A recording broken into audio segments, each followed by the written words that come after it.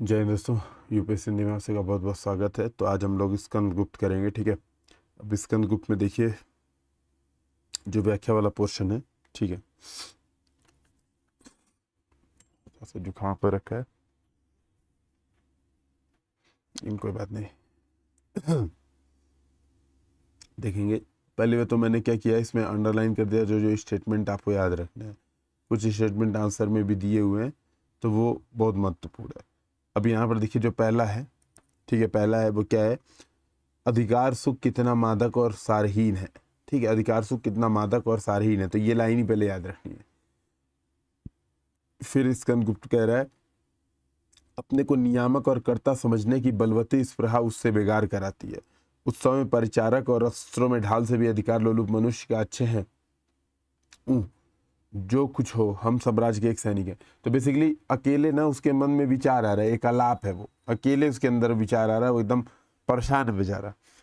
कह रहा है यार अधिकार सुख के लिए ना, अधिकार सुख कितना ज्यादा मादक और सारहीन होता है। सोचो कितना मादकता कितना ज्यादा होती है अधिकार सुख में। जैसे आपको आईएएस बनना है, आपको आईपीएस बनना है, आपको पीसीएस बनना है, तो वो इतना ज्यादा मादक है कि आप बेगार करते रहते हो। तो वही कह रहा है, बेगार करते हो, एकदम दिन रात उसके पीछे लगे रहते हो। यही बात वो कह रहा है, अपने को नियामक और कर्ता समझने की बलवती स्पृहा।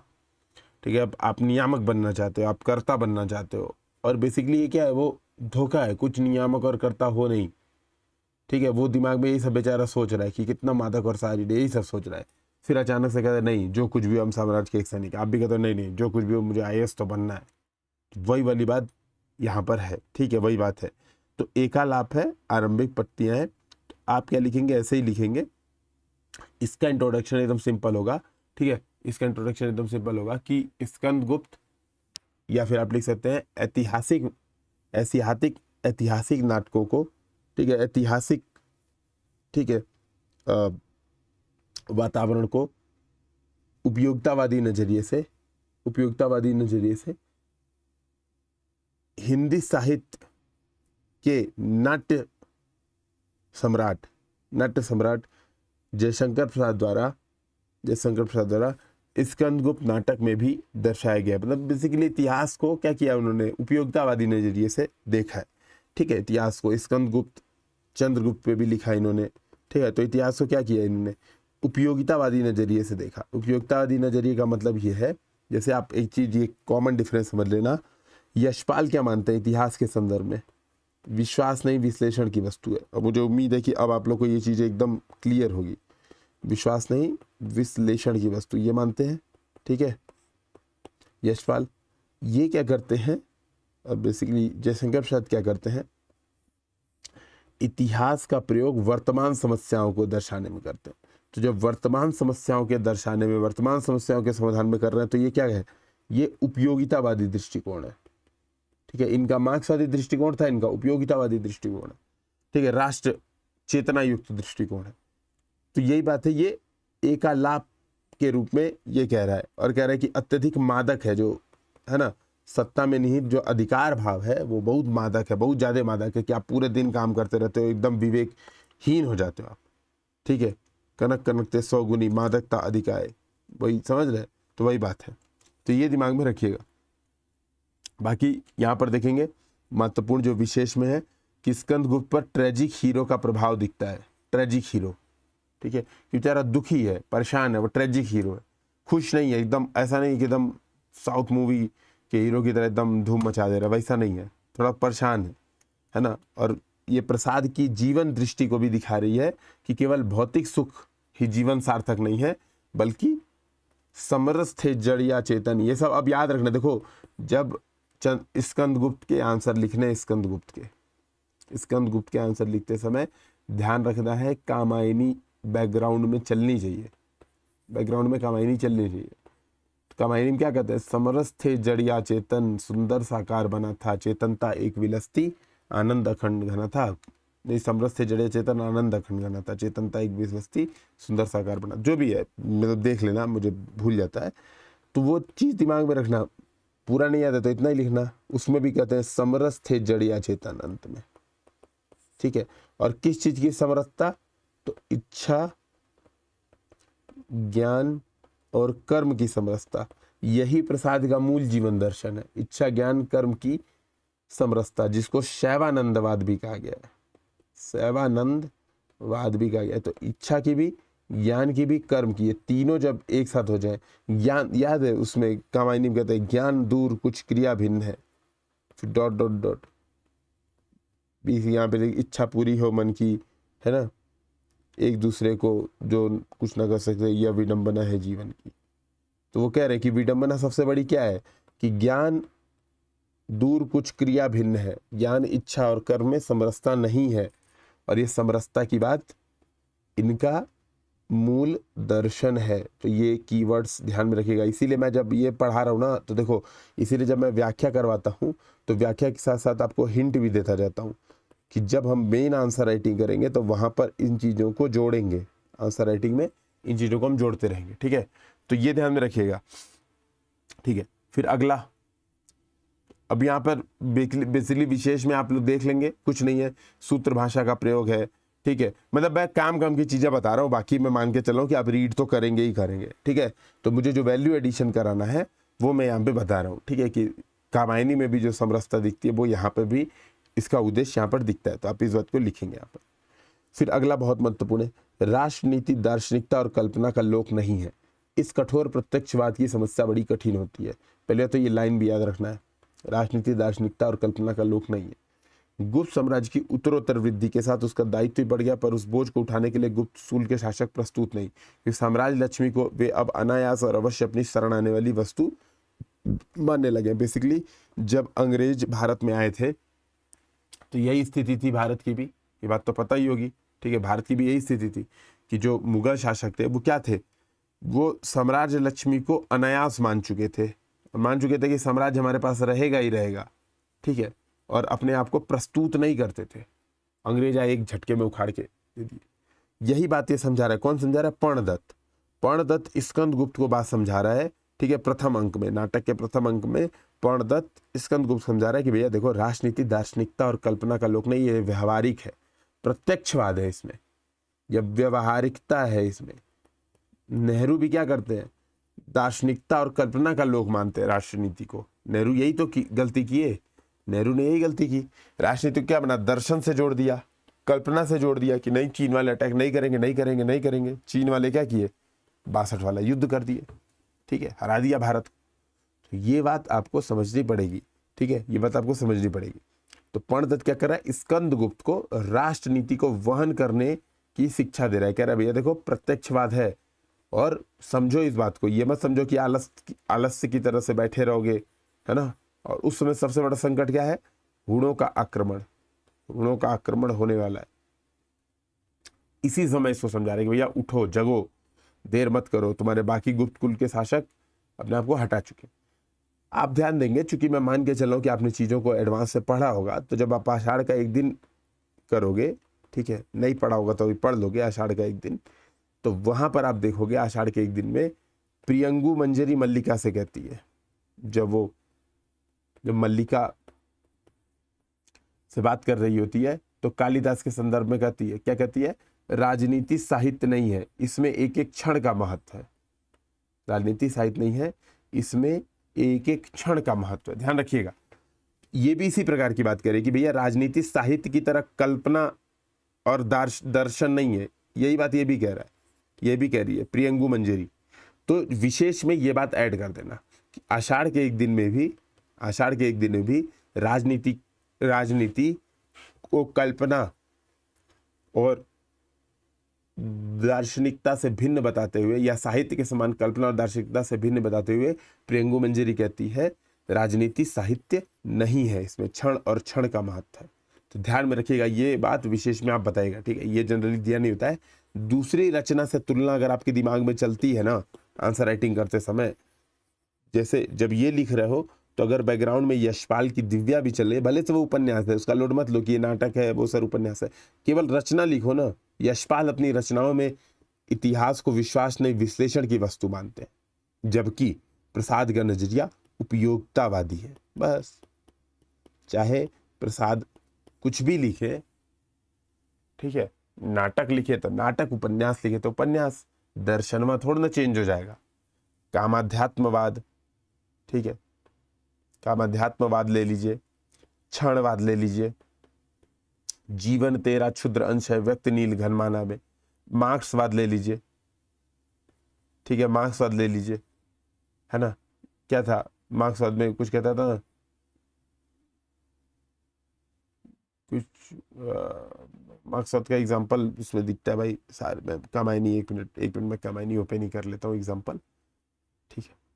और मैं सभी से ये सजेशन दूंगा कि ये वाली जो मैंने बनाई है इसको जरूर देखो।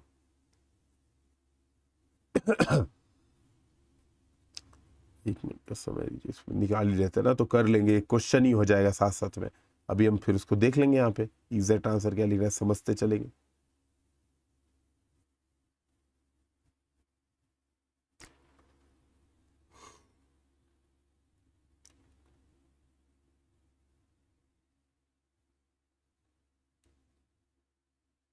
देखो डार्विन, डार्विन वाला भी दिखता है, प्रसाद का दर्शन, डार्विन भी स्पर्धा में जो उत्तम ठहरे वे रह जाएं, संस्कृति का कल्याण करे शुभ मार्ग बताएं, ठीक है। इनमें आपको दिखा मार्क्स था, विषमता की पीड़ा से व्यस्त स्पंदित हो रहा विश्व महान, ये दिख रहा है, ठीक है। काम मंडल से मंडित शेय सर्ग इच्छा का है परिणाम, ठीक है, सर्ग इच्छा का है परिणाम, ये कामाध्यात्मवाद भी दिख रहा है, क्षणवाद भी दिखता है उनके दर्शन में, जीवन तेरा क्षुद्र अंश है, वेदांत दर्शन भी दिखता है, ये जो प्राणी बचे हुए हैं इस अचला जगती के, क्या इनके अधिकार नहीं, ये है फीके, कुछ ऐसे से। यही सब दर्शन आपको, ये सारे दर्शन का मेल है, ये सब दर्शन है। तो बेसिकली प्रसाद कामायनी में इन दर्शनों से प्रभावित है। ये सारे दर्शन आपको दिखेंगे स्कंद गुप्त में भी। तो जब स्कंद गुप्त लिखेंगे ना आंसर, स्कंद गुप्त मान लो दर्शन पे प्रश्न आ जाए कि स्कंद गुप्त विभिन्न दर्शनों का समामेल है, मान लो ऐसा प्रश्न चर्चा करें, तो कामायनी से लिंक करते हुए बताना है कि प्रसाद क्या है, विभिन्न दर्शनों के अध्येता रहे हैं। कामायनी में भी ऐसा कहते हैं, स्कंद गुप्त में भी ऐसा कह रहे हैं। जैसे मार्क्सवाद में आपको एग्जांपल बता रहा हूँ, जैसे मार्क्सवाद कामायनी में क्या कह रहे हैं, विषमता की पीड़ा से व्यस्त हो रहा स्पंदित विश्व महान, यही कहते हैं। वहां पे कहते हैं अन्न पर, ठीक है, अन्न पर स्वत्व है भूखों का और धन पर गरीबों का, ठीक है। तो अन्न पर अधिकार बताते हैं मार्क्सवाद का दर्शन, ठीक है। पर्णदत्त, सेनापति पर्णदत्त यही बात कहता है, जब जाता है पैसा मांगने लोगों से, लेकिन लोग उसको दे नहीं रहे होते हैं, ठीक है, ठीक है। कामाध्यात्मवाद, यहाँ पे क्या है, काम मंडल से मंडित शेष सर्ग इच्छा का है परिणाम, वहां पे क्या है, देवसेना और स्कंद गुप्त की लव स्टोरी है, पूरा पूरा चल रही है, ठीक है। शैवानंदवाद, समरसता, समरस थे जड़िया चेतन सुंदर साकार आनंद अखंड गाना था, जो भी है देख लेना, लाइन क्या है मुझे भी याद नहीं आ रही। वहां पे क्या होता है, वहां पर कहती है ना लास्ट में, मेरे इस जीवन के प्राप्त, है ना, कष्ट हृदय की कसौटी है, तपस्या अग्नि है सम्राट, मेरे इस जीवन के प्राप्त उस जीवन के कुछ कुछ, है ना, क्षमा। तो ये क्या कर रहा है, समरसतावाद है, ठीक है, समरसतावाद है।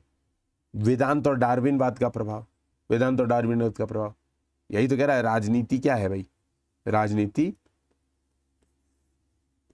क्या है, साहित्य नहीं है, अच्छा प्रियंगु मंजरी कहती है कल्पना और वो नहीं है, प्रत्यक्षवाद है, यानी जो स्पर्धा नहीं करेगा वो हार जाएगा, जो प्रत्यक्षवाद के लिए नहीं जगेगा वो हार जाएगा, ठीक है। अलग अलग तरीके से बात करते हैं। क्षणवाद, ठीक है, क्षणवाद भी दिखेगा आपको, धातु सेन, धातु सेन पूरा क्लियर बोलता ही है क्षणवाद, है ना, क्या कहता है, परिवर्तन ही सृष्टि है निश्चित शांति मरण है, परिवर्तन ही सृष्टि है निश्चित शांति मरण है। तो देखोगे हर दर्शन, ठीक है, हर दर्शन, वेदांत, वेदांत दर्शन का क्या कहती है ना कि ये इन पक्षियों की कल में चहचह में रव रव में रागनी है, कुछ कुछ कहती है देवसेना, भी देखेंगे हम लोग।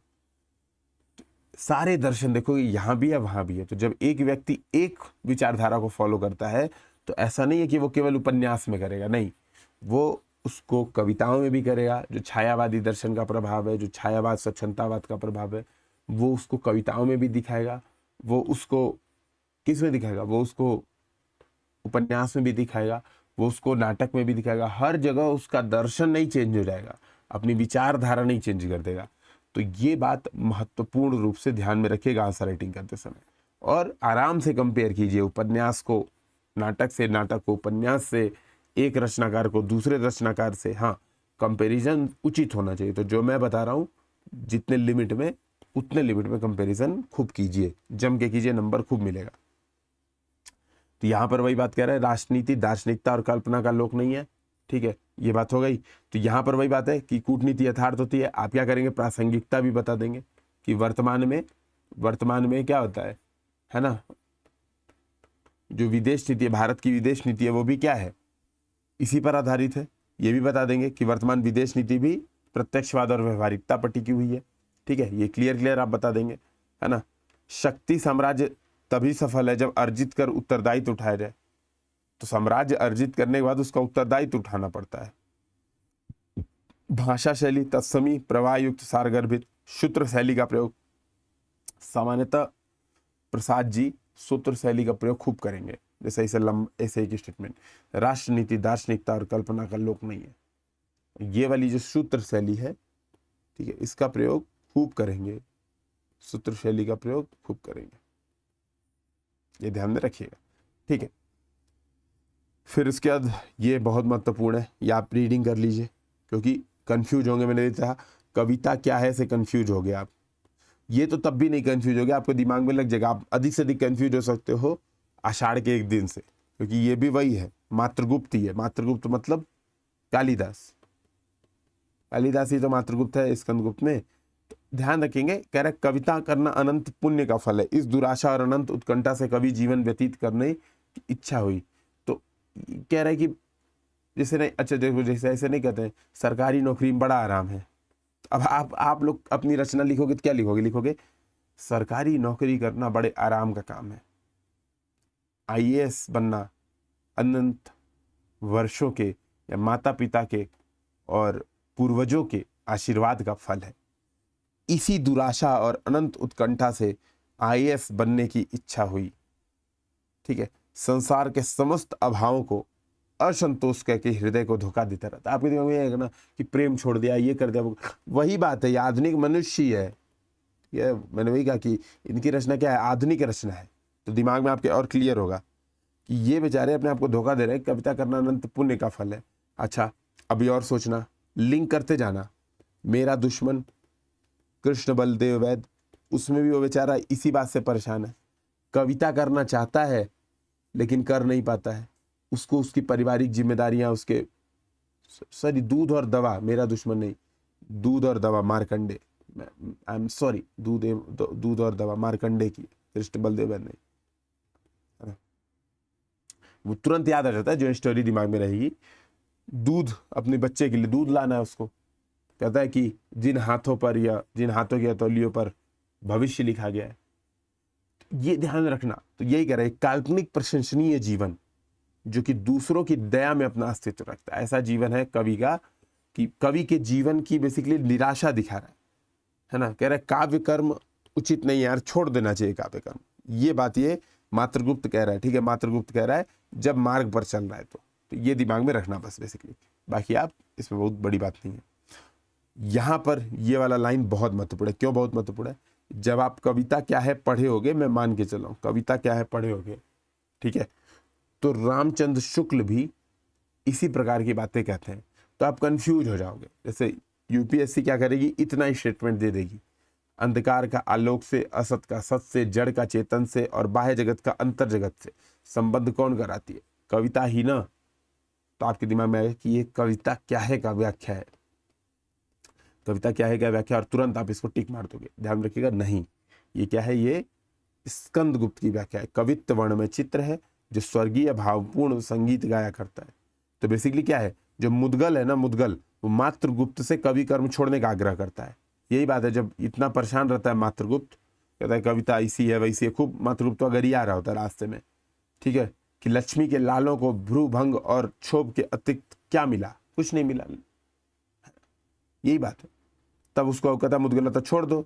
मान लो आप भी फर्स्टेड हो अपने दोस्त के बगल में, दोस्त के बगल में फर्स्टेड, एकदम वही एकदम सेम स्टोरी, दोस्त के बगल में फर्स्टेड हो, यही सब बता रहे हो कि क्या यार कहाँ आ गए तैयारी में, है ना, ऐसा ऐसा बोला।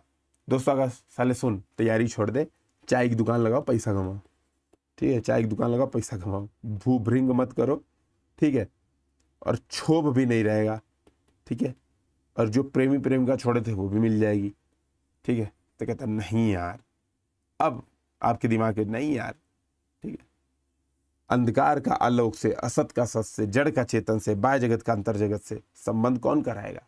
आईएएस ही ना। तब क्या करोगे आप?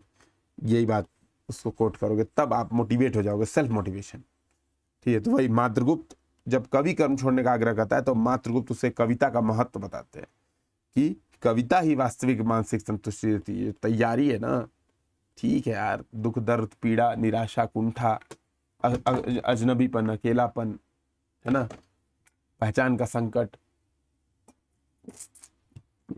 सब है इस तैयारी में, लेकिन जीवन में मानसिक संतुष्टि यही है। तैयारी छोड़ देंगे तो मानसिक संतुष्टि नहीं रहेगी। बस वही बात है। अब वही कह रहा है, कविता सार्थक शब्दों द्वारा बनाया गया ऐसा चित्र है, सुंदर चित्र है, जिसे सुंदर संगीत। तो बिंब का बेसिकली बिंबात्मकता, पूरा बिंब के महत्व को उद्घाटन कर रहे हैं। रामचंद्र शुक्ल भी कहते हैं कि क्या है, काव्य में बिंब ग्रहण होता है, बिंब ग्रहण होता है। आचार्य रामचंद्र शुक्ल भी यही बात कहते हैं, ठीक है। तो भाई बिंबों के महत्व को बताया है, ये आपको दिमाग में होगा। अब कुछ लाइन है जो मैं आपको बता रहा हूं बेसिकली, ठीक है, जो आपको याद रखना है। परिवर्तन ही सृष्टि है, जीवन है, स्थिर होना मृत्यु है, निश्चय शांति मरण है, ये याद रख लेना, पहली बात। अब देखो यहाँ पर वही है ना, जो अभी इस लाइन को थोड़ा एक बार देख लो, याद नहीं रखना है बेसिकली, बस देख लो। दर्शन वाले प्रश्न में भी दिमाग है। प्रकृति क्रियाशील है, समय पुरुष और स्त्री की गेंद लेकर दोनों हाथों से खेलता है। पुरुष उछाल दिया जाता है, उत्क्षेपण होता है, स्त्री आकर्षण करती है। चाहो तो ये लाइन बनकर याद रख लो, पुरुष उछाल दिया जाता है, उत्क्षेपण होता है, स्त्री आकर्षण करती है। क्या है? कामाध्यात्मवाद। फ्रायड के मनोविश्लेषणवाद का प्रभाव दिख रहा है। पता नहीं प्रसाद ने फ्रायड, क्योंकि दोनों लोग समकालीन थे, तो पता नहीं फ्रायड को पढ़ा था कि नहीं पढ़ा था, लेकिन हाँ उसका प्रभाव दिख रहा है। कामाध्यात्मवाद बेसिकली, तो कामाध्यात्मवाद बोलिए, मनोविश्लेषणवाद मत बोलिए। तो वहां पे भी ये कह रहा है कि स्त्री आकर्षण करती है, पुरुष उछाल दिया जाता है, उत्क्षेपण होता है, यही बात ये कह रहा है, ठीक है। ये दिमाग में रखिएगा। तो कामाध्यात्मवाद बेसिकली यहाँ पर दिखेगा आपको। अच्छा, क्षणवाद दिख ही रहा है, पर ये तो मैंने बोला है कि याद रखना है, परिवर्तन ही सृष्टि है, जीवन है, स्थिर होना मृत्यु है, निश्चित शांति मरण है। ये तो मैंने बोला याद रखने को, याद ही पे करेगा, ठीक है। यहाँ पर क्या कह रहा है? पुरुष है कुतूहल और प्रश्न, और स्त्री है विश्लेषण, उत्तर और सब बातों का समाधान। पुरुष के प्रत्येक प्रश्न का उत्तर देने के लिए वह प्रस्तुत है। ये बात पुरुष और स्त्री के संबंधों का विश्लेषण कर रहा है, ठीक है, कि पुरुष कुतूहल है, प्रश्न है। ये भी कामाध्यात्मवाद देखेंगे आप, तो ये भी कामाध्यात्मवाद देखेंगे। अब एक लाइन ये भी बहुत महत्वपूर्ण है, युद्ध, ठीक है। तो युद्ध, हिंसा मार्ग, युद्ध क्या ज्ञान नहीं है, या रुद्र श्रृंगी नाद रवि का तांडव नृत्य। तो बस इतना ध्यान रख लेना, ऐसे लिख देना आपको एग्जाम में, युद्ध क्या ज्ञान नहीं है डॉट डॉट डॉट, ध्वंसमयी महामाया प्रकृति का वह निरंतर संगीत है। बस इतना याद रख लेना, ध्वंसमयी महामाया प्रकृति का वह निरंतर संगीत है। तो ये दिमाग में रखना है कि बेसिकली यहाँ पर क्या है, क्रांतिकारी आंदोलनों से मोह भंग हो गया है, हिंसा की आवश्यकता भी बताई जा रही है। युद्ध क्या ज्ञान नहीं है, ध्वंसमयी महामाया प्रकृति का वह निरंतर संगीत है। तो अभी एग्जांपल्स आपको बस बेसिकली बता रहा हूं। फिर यह पवित्रता की माप है, मलिनता सुख का आलोचक है, दुख पुण्य की कसौटी है, पाप। ये सब बेसिकली क्या है, आपको सुख का पता तभी चलेगा जब दुख आएगा। जब दुख आएगा ना, तभी आप स्मृतियों में खोगे, नहीं तो आप सुख एंजॉय करोगे, आपको पता नहीं चलेगा। असली सुख का मजा तभी आता है जब आपको दुख आए, तो आपको लगता है अरे यार क्या मस्त जीवन था, है ना, कितना मजा आ रहा था, ठीक है। तो वही बात, बस बेसिकली यही बात ये कह रहे हैं। अब ये लाइन बहुत महत्वपूर्ण है अगली, बौद्धों का निर्वाण, योगियों की समाधि और पागलों की सी संपूर्ण विस्मृति मुझे एक साथ चाहिए। कौन कह रहा है? स्कंदगुप्त कह रहा है, पगला गया वो, कह रहा है बौद्धों का निर्वाण भी चाहिए, योगियों की समाधि भी चाहिए, पागलों की सी संपूर्ण विस्मृति। ये पूरी एग्जैक्ट लाइन याद रखनी है, बहुत महत्वपूर्ण लाइन है, याद रखना है। आगे मत याद करिए, बस सुन लीजिए। चेतना कहती है तू राजा है, उत्तर में जैसे कोई कहता है तू खिलौना है। अंदर से आ रहा है कि राजा, अरे आईएएस बन गया, राजा है। पता चला है ससुर, जो सीएम साहब रहेंगे ना, जब पकड़ के दौड़ाएंगे तब समझ में आएगा कि तू खिलौना है बेटा, ठीक। ये बात हो गया। फिर ये लाइन मैंने कहा था याद रखने को, ये भी लाइन बहुत महत्वपूर्ण है। अन्न पर स्वत्व है भूखों का, धन पर स्वत्व है देशवासियों का। इतना याद कर लो, ठीक है। अन्न पर स्वत्व है भूखों का, ये क्या है? मार्क्सवादी दर्शन, ठीक है, ये हो गया।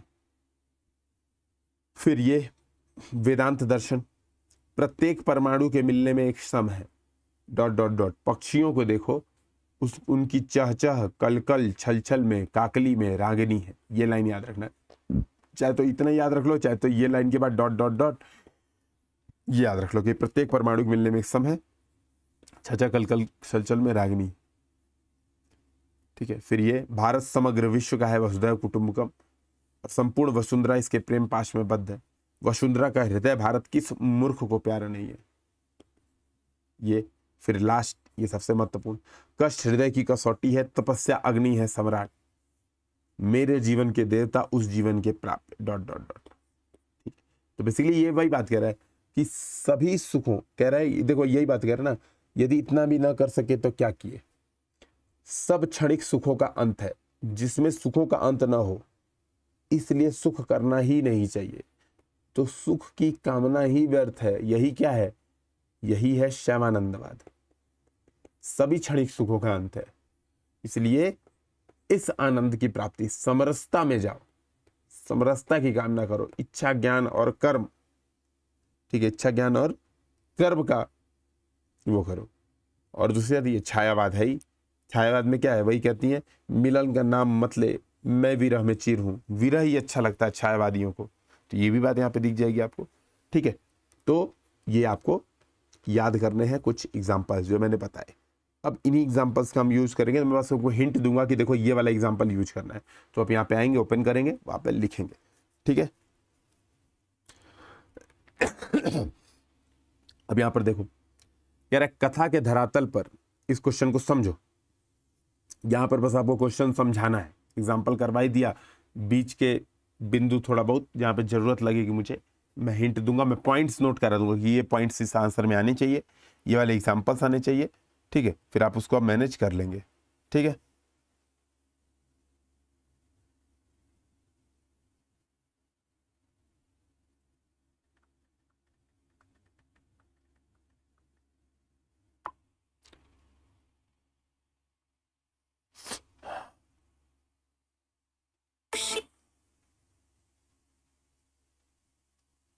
ठीक है, तो अब यहां पर देखेंगे,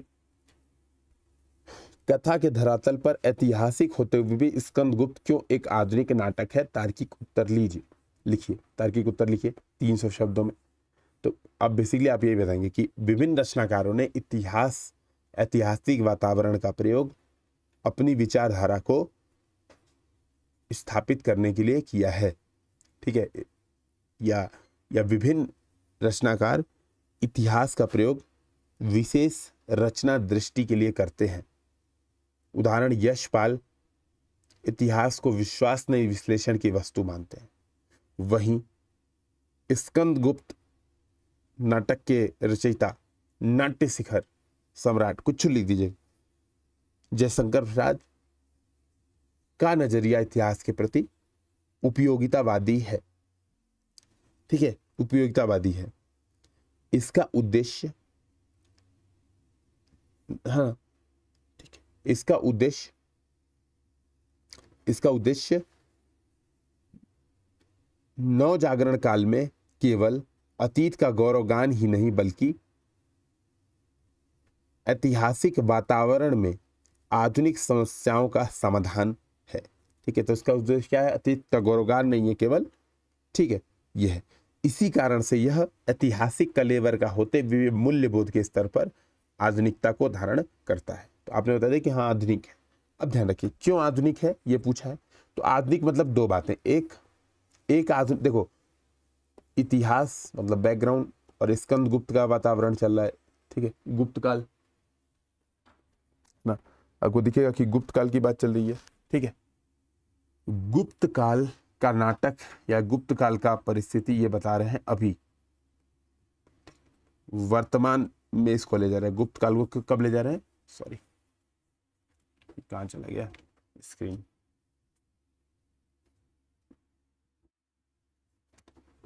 एक मिनट,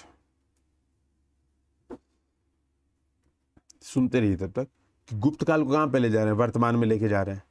तो उस समय के लिए आधुनिक है। पहली बात तो ये जब लिखे हैं तब आधुनिक है, तो आपको दो आधुनिकता के स्तर बताना है। एक, जब लिख रहे हैं उस समय की समस्याओं का समाधान कर रहे हैं, और दूसरा वर्तमान की समस्याओं का भी समाधान है। यानी वर्तमान जो हम लोग अभी जिस जीवन काल में हम लोग हैं, उस समय यह आधुनिक क्यों है, जिस समय काल में हम लोग हैं उस समय यह नाटक आधुनिक क्यों है। तो दोनों बात आपको बतानी है, ठीक है, दोनों बात बतानी है। फिर दूसरी बात, ऐतिहासिक है, ठीक है, थोड़ा शिल्प के स्तर पर भी एक दो लाइन आप बता सकते हैं, शिल्प के स्तर पर भी आधुनिक है, ठीक है, नए प्रकार का शिल्प है ना किया, ठीक है, नए प्रकार का दर्शन का प्रयोग किया, ठीक है। तो बेसिकली आप बता देंगे कि शिल्प के स्तर पर भी है ना आधुनिक है।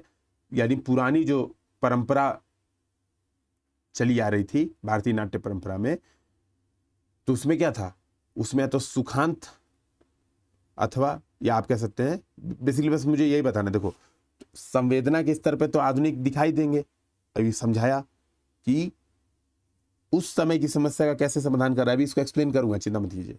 और जो वर्तमान समय मानव समस्या झेल रहा है उसका कैसे समाधान कर रहा है, कुछ कुछ एग्जाम्पल देखिए, ये बात बताएंगे, है ना, कि राष्ट्रीय आंदोलन में क्या चल रहा था, हिंसा की भी बात करने लगते हैं। आदि की इस वजह से क्या है, कहने लगते हैं ना कि भैया हिंसा भी कर लो, युद्ध क्या ज्ञान नहीं है, युद्ध क्या गान नहीं है।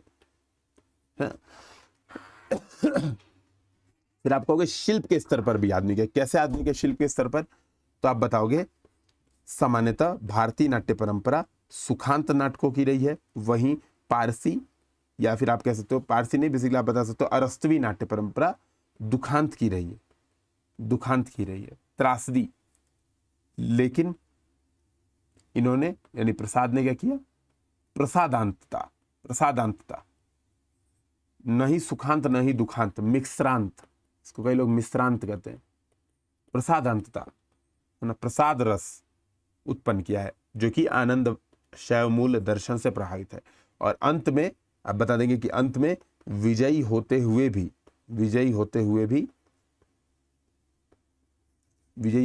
क्या करता है, अपने प्यार देवसेना को प्राप्त नहीं कर पाता है। तो खुश भी है विजयी होने का, लेकिन देवसेना को प्राप्त नहीं, वही कहता है ना, देवसेना कहती है कि मेरे जीवन के प्राप्त उस जीवन के, है ना, ऐसा सुख करना ही नहीं चाहिए जिस सुख का अंत ना हो, सब बकैती बोलती है, जो पता है सबको, ये सब बकवास है, लेकिन तब भी आधुनिक है। तो ये ध्यान में रखना है आपको। तो इंट्रोडक्शन में यशपाल से कंपेयर कर देना है कि विश्वास नहीं विश्लेषण की वस्तु मानते हैं, जबकि ये उपयोगितावादी हैं, ये बात। मेन बॉडी में बताना है कि प्रसाद इतिहास से प्रेरणा लेना चाहते हैं। तो मेन बॉडी में पहली पॉइंट कि 1928 के भारत पर अगर आरोपित कर दें तो ऐतिहासिकता का आवरण अंदर है। तो पहला 1928 के भारत पर पहला पैराग्राफ आपको लिखना है, पैराग्राफ लिखना है, ठीक है। तो अब क्या है, स्कंदगुप्त क्या है, स्वाधीनता संग्राम के नेता, उदाहरण गांधी जी का प्रतीक है स्कंदगुप्त, मत लिखना गांधी जी, बस लिख देना स्वाधीनता संग्राम के नेताओं का प्रतीक है, ऐसे लिख देना, ठीक है। स्वाधीनता संग्राम के नेताओं का प्रतीक है, जो कि द्वंदात्मकता से युक्त हैं, और इस समय भी भारतीय राजनीति में भी यह बात चल रही है, भारतीय राजनीति में भी पर्णदत्त के समान ही कुछ नेता इस बात को कहते हैं, या गांधी जी को यह सीख देने के लिए स्पष्ट करते हैं, ठीक है, या तत्कालिक नेताओं को यह बात समझाते हैं कि राष्ट्रनीति प्रत्यक्षवाद है, कल्पना नहीं है, ठीक है। वही वाली लाइन वहां पर ऐड कर देंगे, चलते चलते, ध्यान रखिएगा, अलग से नहीं दिखाना उदाहरण, चलते चलते, ठीक है ना। पुष्यमित्र और हुण क्या है, विदेशी आक्रांताओं यानी ब्रिटिश सत्ता के प्रतीक हैं, ठीक है, सीधी बात है ना। तो पुष्यमित्र और हुण यही है। बौद्ध ब्राह्मण संघर्ष क्या है, हिंदू मुस्लिम सांप्रदायिकता की अभिव्यक्ति है। तो आप बताएंगे कि तत्कालिक भारत में जो हिंदू मुस्लिम सांप्रदायिकता थी वह इस नाटक में बौद्ध ब्राह्मण संघर्ष से दिखाया गया, जबकि मालव और गुप्त साम्राज्य का संबंध क्या है, क्षेत्रवादी प्रवृत्ति, ठीक है, क्षेत्रवादी प्रवृत्ति। तो ये दिमाग में बताना है आपको, ठीक है। फिर क्या कहेंगे, है ना, ये बात बताएंगे प्रसाद, इसके बाद एक पॉइंट और लिखेंगे कि प्रसाद तात्कालिक अहिंसा की मानसिकता को भी नकार देते हैं, यानी राष्ट्रीय चेतना दर्शाने के लिए अहिंसा की। तो इसी बस देखो ये लाइन लिखना है आपको, ये सारा बात बताना है, अभी ध्यान रखिए, यहाँ तक सारा बताना है, अभी यही रुके रहो। यहाँ पर आपको अब 1-2 लाइन जो मैं बता रहा हूँ वो भी लिखना है। प्रसाद, ठीक है, प्रसाद क्या करते हैं, क्योंकि 300 शब्द का आंसर है तो बहुत अच्छा हो जाएगा, जो बता रहा हूँ वो ऐड करना है आपको। प्रसाद क्या करते हैं, ठीक है,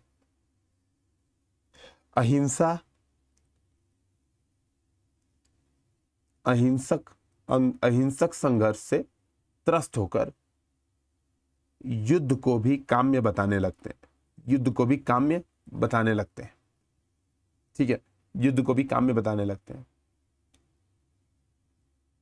और न केवल अपनी अन्य रचना चंद्रगुप्त में है ना स्वतंत्रता की मांग करने लगते हैं। याद है ना, हिमाद्रि तुंग शुंग सी प्रबुद्ध शुद्ध भारती, स्वयं प्रभा समुज्जला स्वतंत्रता पुकारती।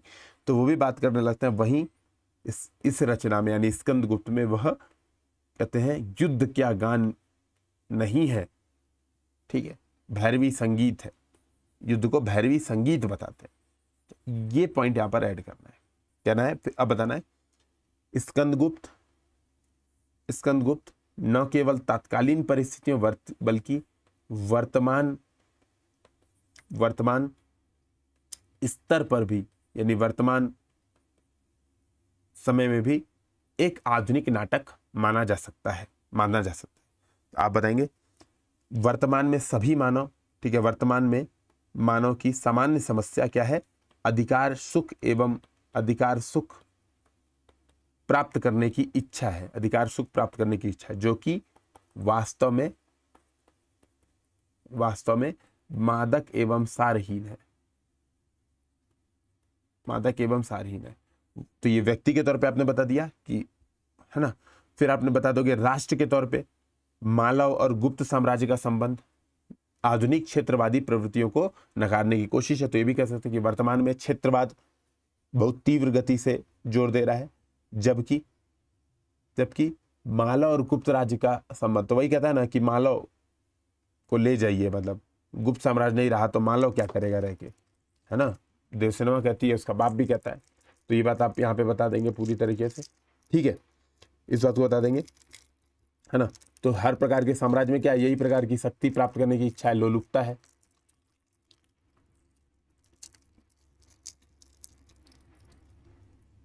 विभिन्न दल क्या करते हैं,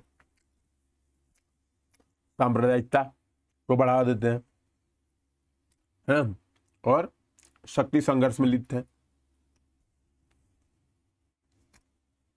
ये बात आप बता देंगे, ठीक है, तो ये बात दिमाग बताइएगा, है ना। और फिर बताएंगे जीवन दृष्टि, ठीक है, जीवन दृष्टि बहुत ज्यादा महत्वपूर्ण है। तो मैंने आपको स्टार्ट में ही बता दिया, ठीक है, ये आपने बता ही दिया ना, जीवन दृष्टि बहुत महत्वपूर्ण है। इम्बाई देखोगे पे, है ना, तो जीवन दृष्टि बहुत महत्वपूर्ण है। फिर आपने बता दिया कि जो मैंने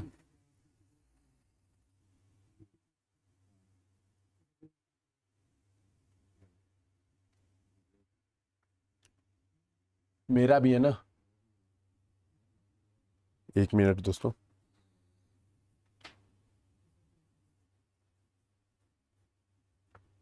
पेन,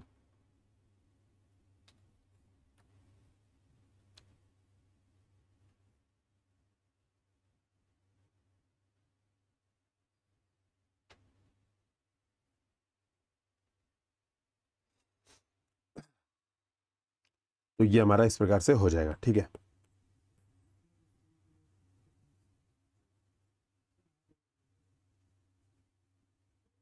नी पेन,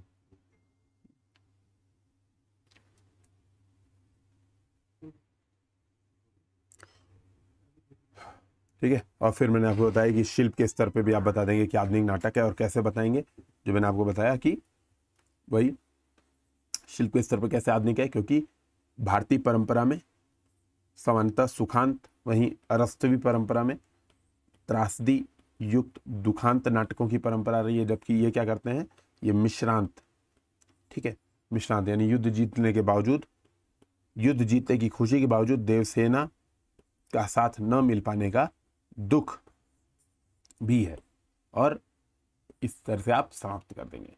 ठीक है, समाप्त कर देंगे। अब देखो, ये तो आंसर का ढांचा हो गया, मैंने एग्जैक्ट बता दिया। अब ना इसमें आपकी जो इनोवेटिवनेस है वो डिपेंड करेगी।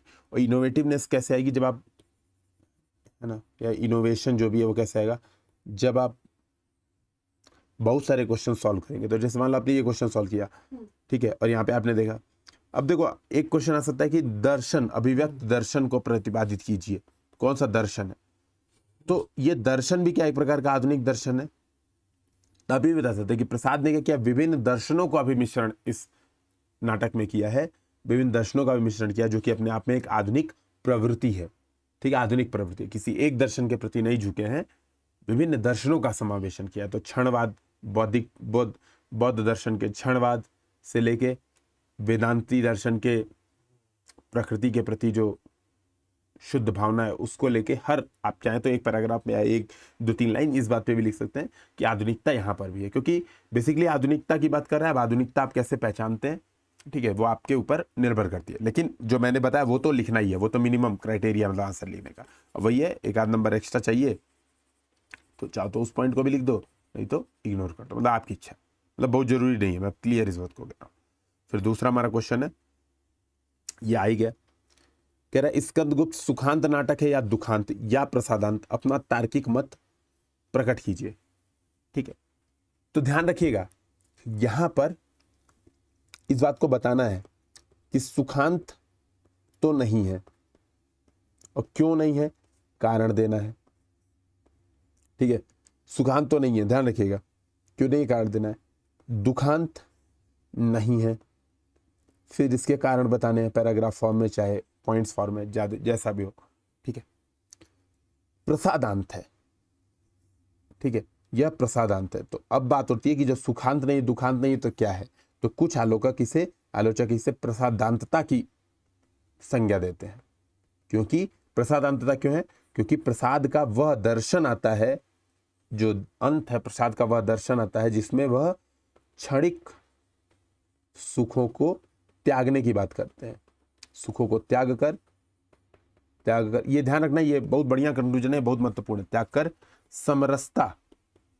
समरसता, किस चीज की समरसता? इच्छा, ज्ञान एवं कर्म की समरसता की बात करते हैं। ठीक है, और ठीक है, कामायनी में व्यक्त समरस है जड़ या चेतन का दर्शन स्थापित करते हैं। इसी आधार पर इसे ये माना जाए। तो बेसिकली देखो, ये जो बेसिकली शैवानंदवाद, तो शैवानंदवाद क्या है? सुख और दुख से परे वह अवस्था है, ध्यान रखिएगा, ठीक है, सुख और दुख से परे वह अवस्था है जहां जीवन की क्षणिक उत्तेजनाएं समाप्त हो जाती है और मनुष्य समरस स्थिति में पहुंच के असीम शांति का अनुभव करता है। तो ये शैवानंद वादयुक्त शांति मूलक रस है। ठीक है, तो इसे प्रसाद नाटक कहा जाता है, जो उचित है। तो ये ध्यान रखिएगा। तो आप क्या करेंगे, अब ऐसे ही, अब इंट्रोडक्शन में क्या बताएंगे, वही है ना, ये हम बेसिकली अभी देख चुके हैं। ठीक है, तो आप क्या बताएंगे? ठीक है, ऐसे लिखिए सीधे, स्कंदगुप्त नाटक में, ठीक है, स्कंदगुप्त नाटक में ऐतिहासिक वातावरण का प्रयोग न केवल प्रसाद ने राष्ट्रीय चेतना को जगाने के लिए किया, बल्कि भारतीय नाट्य परंपरा में नए प्रयोग की दृष्टि से भी किया। ठीक है, नए प्रयोग की दृष्टि से भी किया। नाटक, या आप कह सकते हो भारतीय नाट्य परंपरा में फलागम के बिंदु पर नाटक समाप्त होते हैं, यानी फल प्राप्त हो जाता है, बेसिकली जीत जाता है जो अभिनेता रहता है। ठीक है, इसीलिए यह सामान्यतः सुखांत कहलाते हैं। वहीं पश्चिमी अरस्तवी परंपरा में विरेचन मूलक अंत के कारण दुखांत कहलाते हैं। फिर ये बात आप लिखेंगे, क्योंकि प्रसाद स्वच्छंदतावादी नाटककार हैं, इसलिए उन्होंने अपने दृष्टिकोण को पारंपरिक ढांचों से ज़्यादा महत्व दिया है। उनके अधिकांश नाटक इस प्रकार की भाव बिंदु पर समाप्त होते हैं, ठीक है, जिन्हें सुखांत या दुखांत कहना संभव नहीं होता है। मूलतः प्रसाद, कामायनी जैसी अन्य रचनाओं में भी इसी दृष्टिकोण को सामने रखते हैं, जहां वे कहते हैं समरस्थ, जहां वे अंत में कहते हैं वही समरस्थ जड़ या चेतन, ठीक है, ये बात आप वहीं पे बता देंगे। अब कहेंगे स्कंदगुप्त नाटक की बात करें तो यह दुखांत नहीं है। दुखांत नहीं है क्यों? तो पहला, आर्यावर्त पर आए संकट टल गए, बौद्धों और ब्राह्मणों के बीच वैचारिक मतभेद भी सुलझ गया, ठीक है। तो यहाँ पर आप एक एग्जाम्पल ऐड करेंगे, आप कहेंगे आर्यावर्त पर आए संकट टल गए, वहीं धातुसेन ने ठीक है बुद्ध के अनात्मवाद का खंडन, यानी बुद्ध कहते हैं ना कि आत्मा नहीं है, बुद्ध के अनात्मवाद के खंडन को, ठीक है, वैश्विक चेतना का प्रवाह माना। तो बेसिकली बुद्ध क्या कहते हैं? बुद्ध कहते हैं कि आत्मा नहीं है, अनात्मवाद आत्मा नहीं है, लेकिन एक ये मानते हैं बुद्ध कि चेतना, एक स्थायी चेतना विश्व में प्रवाहित होती है, एक चेतना का मानते हैं, आत्मा को खंडन करते हैं बुद्ध, लेकिन कहते हैं एक चेतना तो है विश्व में, वो पूरे एक से व्यक्ति से पूरे विश्व में घूमती रहती है। तो ये अनात्मवाद का खंडन बुद्ध कर रहे हैं, लेकिन चेतना की उपस्थिति मान रहे हैं, जो कि भारतीय उपनिषदिक दर्शन की अलग प्रकार से व्याख्या है। तो वही धातुसेन इस मत को बताकर क्या करता है? वैचारिक मतभेद सुलझा देता है, ठीक है। फिर दूसरा, अगर दुखांत होता तो स्कंदगुप्त, ठीक है, भारत को बचा लेने के बावजूद, ठीक है, या आर्यावर्त पे संकट टल जाने के बावजूद या तो मारा जाता, या तो बस बेसिकली मारा जाता, और क्या है ना, अथवा पराजित हो जाता तो आर्यावर्त पे संकट कैसे टलता? तो बेसिकली आप यही कह सकते हो कि दुखांत होता तो स्कंदगुप्त मारा जाता या पराजित हो जाता। सही बात है, तो दुखांत हो जाता, ठीक है। फिर आप दूसरा पैराग्राफ बताओगे, सुखांत भी नहीं है, क्यों? स्कंदगुप्त इस नाटक के अंत में दुखी दिखाया गया है, ठीक है, दुखी दिखाया गया है। फलागम या फल प्राप्ति का निर्धारण सुखांत बिंदु पर नहीं हुआ है, तो जो अंत है वो सुखांत बिंदु पर अंत नहीं हुआ है। तो दो चीज ध्यान रखना है, दुनिया को जीत कर भी देवसेना को नहीं जीत पाया है, तो ये बहुत महत्वपूर्ण बात है, ठीक है, कि देवसेना को वह नहीं जीत पाया है। फिर आप वही बता दोगे कि अतः आलोचकों ने एक नए प्रकार का बताया जिसे हम प्रसादांत कहते हैं, सुख दुख का मिश्रण है, और वह अवस्था प्राप्त हुई है जहां क्षणिक उत्तेजनाएं समाप्त हो जाती हैं, मनुष्य समरस से सीम पहुंच के असीम शांति का अनुभव करना लगता है, ठीक है। और यह मूलतः सेवानंद मूलक शांत रस है, ठीक है, सेवानंद मूलक शांत रस है, जो कि प्रसाद अपनी विभिन्न रचनाओं में भी दर्शाते हैं। देवसेना कहती है वो क्षणिक सुख वाला, वही जो मेरे जीवन के प्राप्त उस जीवन के देवता ... उतना ही कर देना, ठीक है, देवसेना कहती है, और यहाँ पर नाटक समाप्त होता है, ठीक है, यहाँ पर नाटक समाप्त होता है, बस हो गया, खत्म, ठीक है। ये लास्ट क्वेश्चन है हम लोग का। अच्छा, ये क्वेश्चन कर लेते हैं, 2 क्वेश्चन अभी डिस्कशन और कर लेते हैं, ठीक है, कर ही लेते हैं भाई, क्योंकि एग्जाम में आ गया तो कम से कम आप लिखने में एकदम आराम से सक्षम रहोगे, ठीक है।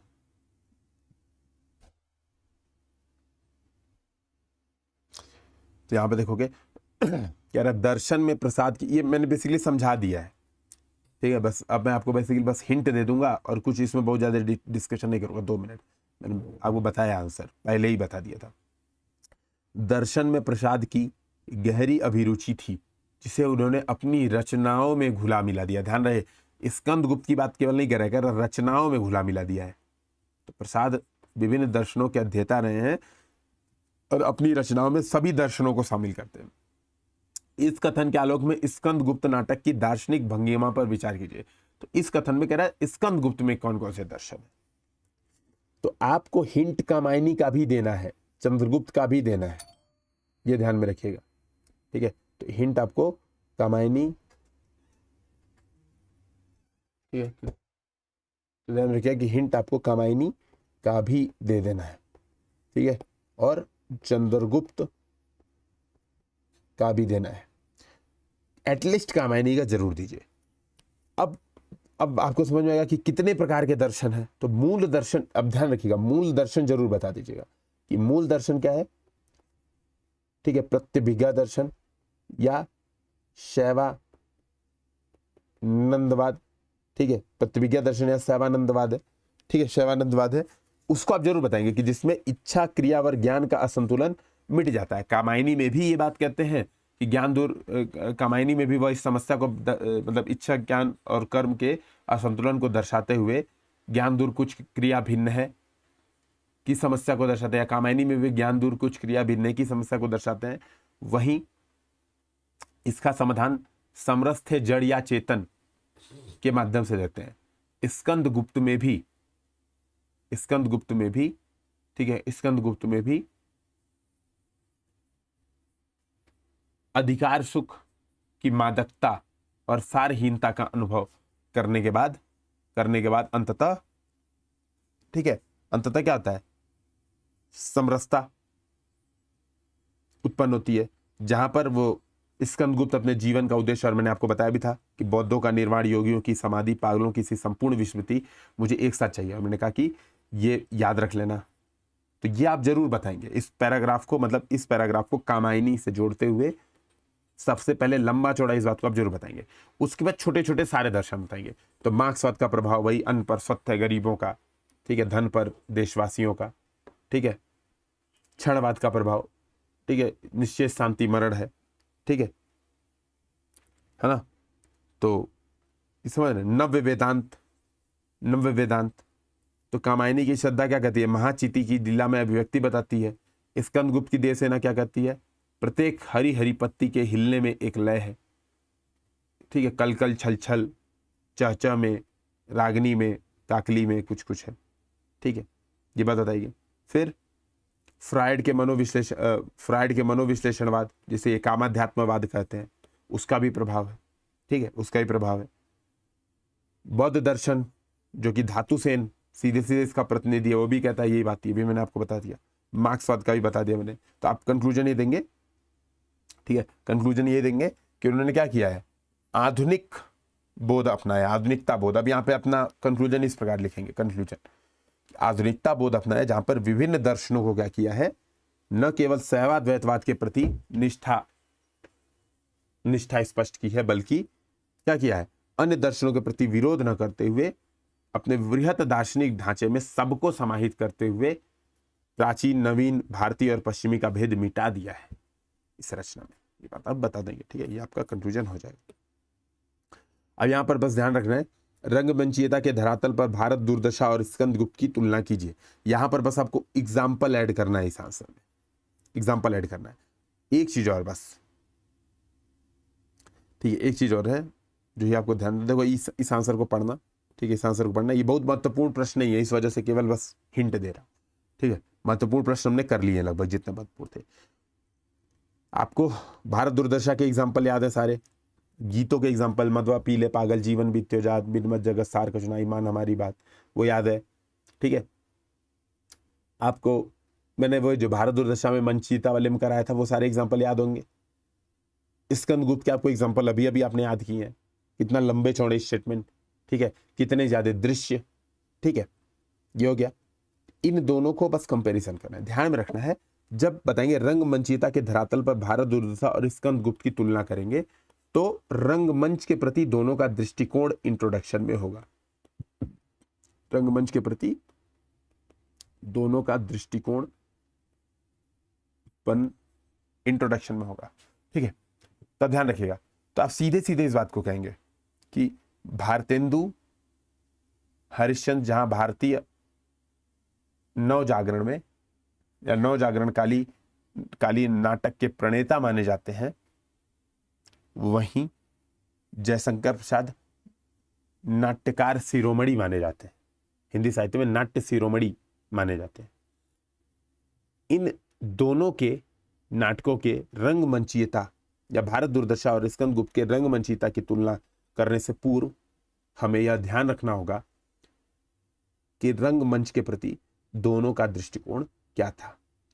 मूलतः भारतेंदु का यह मानना है कि नाटक मंच के लिए लिखे जाते हैं, अर्थात इतने सरल होने चाहिए कि उसका मंचन आसानी से हो सके, जबकि जयशंकर प्रसाद इससे भिन्न विचार रखते हुए स्पष्ट करते हैं कि मंच नाट्य अनुसार होने चाहिए। उनका मानना है कि मंचों को बनाओ, नाटक तो भाई लिखेगा, लेखक नाटक लिखेगा, मंचन का ख्याल थोड़ा ना रखेगा, उनका यह मानना है।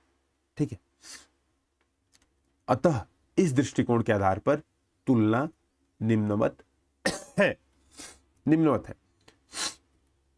अब पहला पॉइंट वही कि इनका साहित्य लोक संवाद के लिए था।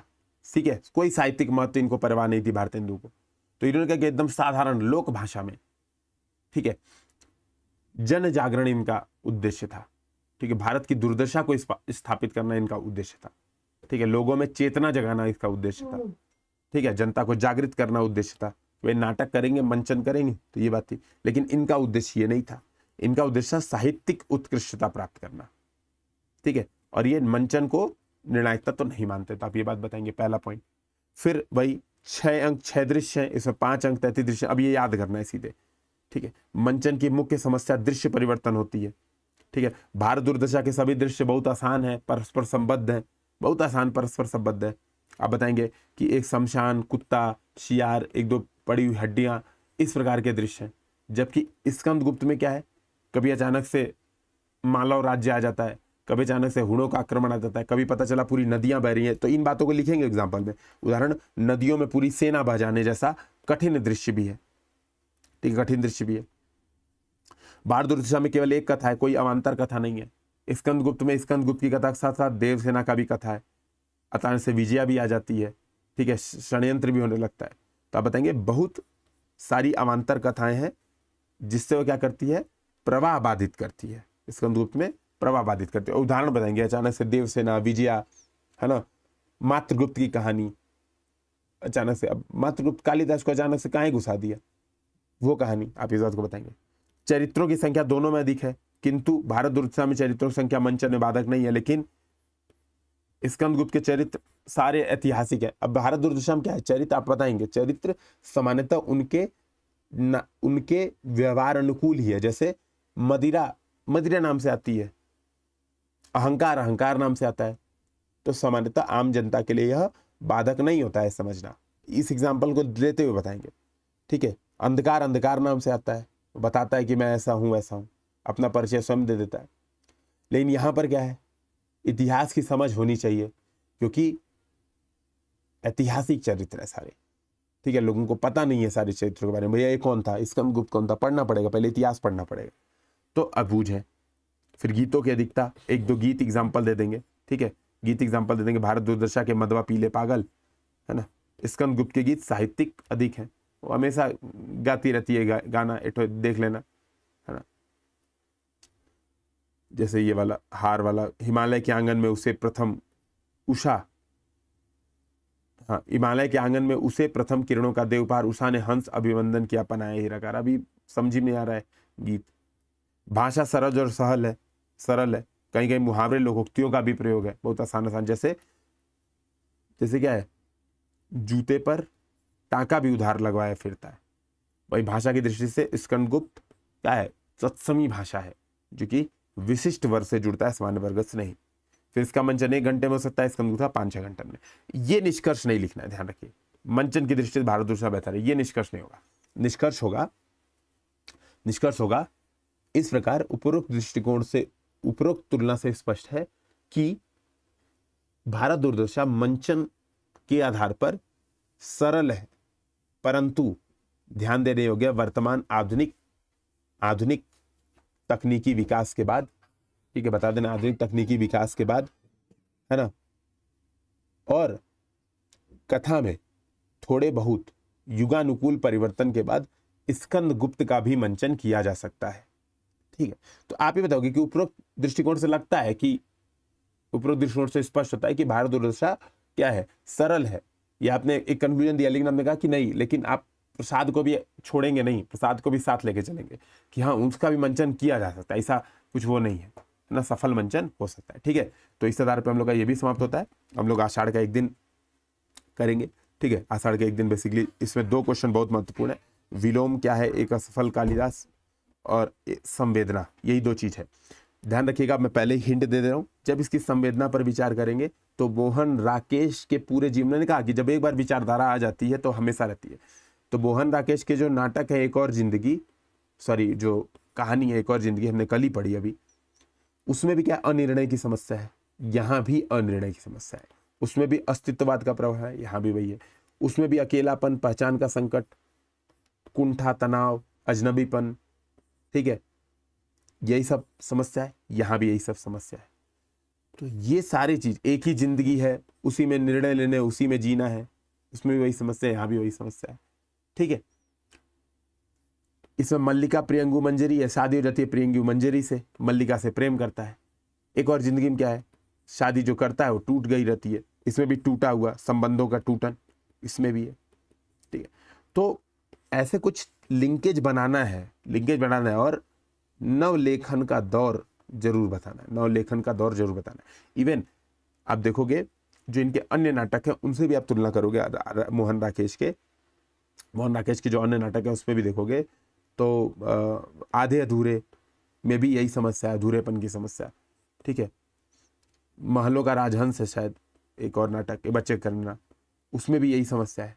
लहरों का राजहंस, सॉरी लहरों के राजहंस, मालो में राजहंस क्यों रहेगा, उसमें भी वही समस्या है, ठीक है। तो ये कुछ कॉन्सेप्ट्स हैं जो दिमाग में क्लियर रखना है और एग्जाम्पल याद करना है, ठीक है। तो व्याख्या पढ़ के आइए, इसको हम लोग नेक्स्ट क्लास में करेंगे। जय हिंद, जय भारत।